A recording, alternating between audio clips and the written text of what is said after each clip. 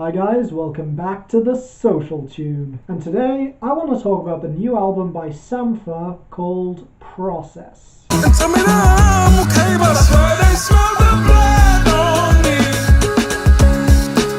I hear them coming for me.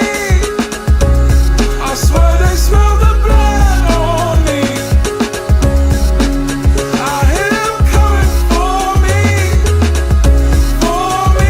yeah. You know, in terms of mainstream music, you could make the real argument that R&B is one of the few examples of the mainstream public actually having taste. Sure, we still get acts like Jeremiah and Chris Brown, but on the other hand, you have Usher, The Weeknd, Frank Ocean. These are some incredible artists with fantastic singing voices and some absolutely gorgeous songs under their belts. Now really, whenever you talk about R&B, a lot of it seems to rest on the performer's own talent and charisma. And so when I got requests from you guys to review the new album by the English singer-songwriter Sampha, I was definitely intrigued, especially after I heard that he produced the majority of this album himself. And after all, he had showed up in a number of critically acclaimed albums over the past few years, from Drake's Nothing Was the Same to Solange's A Seat at the Table. And I have to admit, I struggled with this one. For the most part, it's definitely an easy listen with some gorgeous moments. But with that said, I wasn't sure if I would love this album as much as everyone else seemed to. Do I feel that this should get played on the radio? Yes, absolutely, we would all be better for it. But will I call this album great? Well, let's dive in and see. And the place to start is the production. Take cover, waves come crashing over, I go under. Yes, I'm under your spell, under. Okay, so here's where you get a bit of a weird mix. You see, I'm a guy who enjoys organic instrumentation, and when Sampha goes in that direction, you get some incredibly powerful songs. The desperate howling on Blood on Me, backed up by the thumping beats, stalking pianos, and the cowbell, alongside some incredible backing vocals, the utterly devastating piano ballad No One Knows Me Like the Piano, or the subtle guitars and the swelling crescendo on the opener Plastic 100 Degrees Celsius. But then you get the odd instrumental switch up on Chorus Sings, which I would have been fine with if I hadn't been enjoying the gorgeous subtlety of the track up till that point. Then again, the instrumental it switches into isn't bad, with electronic whirs and whistles over a tapping beat before fading back into those gorgeous vocals at the end. The moments when this album really caught me off guard though were when we got the more shimmering and jumpy instrumentals. Sure, they're pretty downplayed at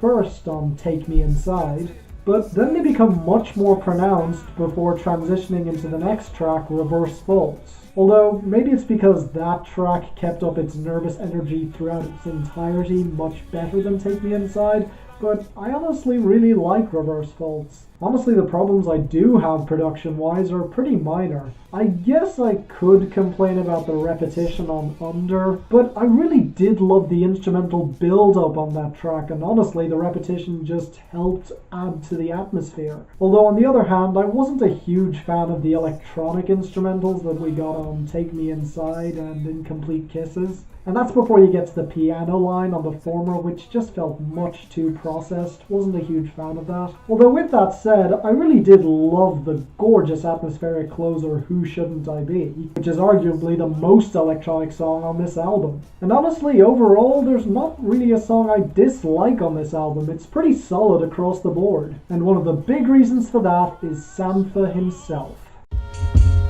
If ever you're listening, if heaven's a prison, then I am your prisoner. Yes, I am your prisoner. I messed up. Woo. Now I'll be honest and say that I have a bit of a pet peeve when it comes to overly posh British accents in music, especially in rap and R&B. I've heard a lot of people compare this guy to James Blake, probably because they're both experimental British R&B singers using their falsettos. But outside of Take Me Inside, I didn't really see the similarity. Because while James Blake always seems so poised and in control, Sampha isn't afraid to lose that control on several songs here, starting with his subtly urgent performance on the opener Plastic 100 Degrees Celsius. Of course, you could very easily miss that energy considering it's followed straight away with the burst of it on Blood on Me, which is a wildly energetic and harrowing track where Sampha's howls really do cut deep. And honestly, that's what won me over on Sampha as a singer. He's extremely expressive to the point where I no longer even notice his accent. And while I've said before that I'm not really a fan of breathy vocals, his actually work extremely well on that song, considering you can see it as coming from him running for his life away from his demons. I guess if I had one complaint, it would be that his upper range, his falsetto, is a little shaky, not quite on the level of, say, Usher's or Bruno's. Although, to be fair, comparing anyone to those two singers is a little unfair, let's be honest. And the one thing that he definitely nails better than the latter is emotion, as he conveys every single one that pops up on this project extremely well, with the highlight easily being his performance on No One Knows Me Like the Piano, where the multi-tracked vocals added an extra layer to that track which really made it something special. Which brings us to what this album is about.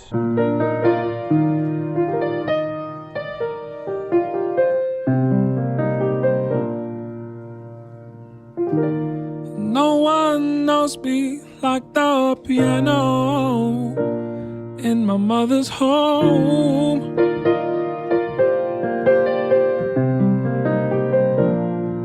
Okay, so this project is focusing on the emotional turmoil one goes through after the loss of a parent. This was of course inspired by the loss of his mother not too long ago. And look, that really sucks and he has all of my sympathies. But it really does take a special kind of artist to fully convey all the emotion that makes you go through. And honestly, if I were to name a shortcoming on this album, it would be here. And let me be clear, I'm not criticizing his performance or his writing. Both of these are excellent.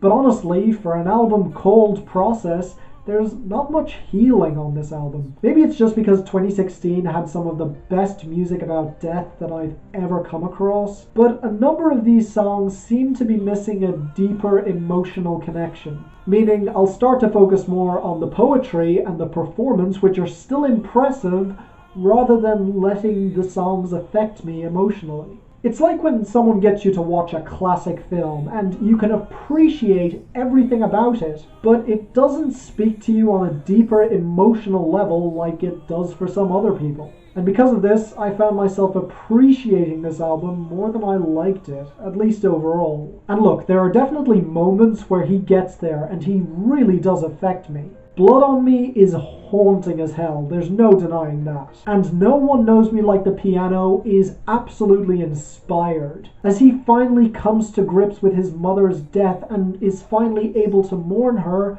by coming back home and playing his old childhood piano.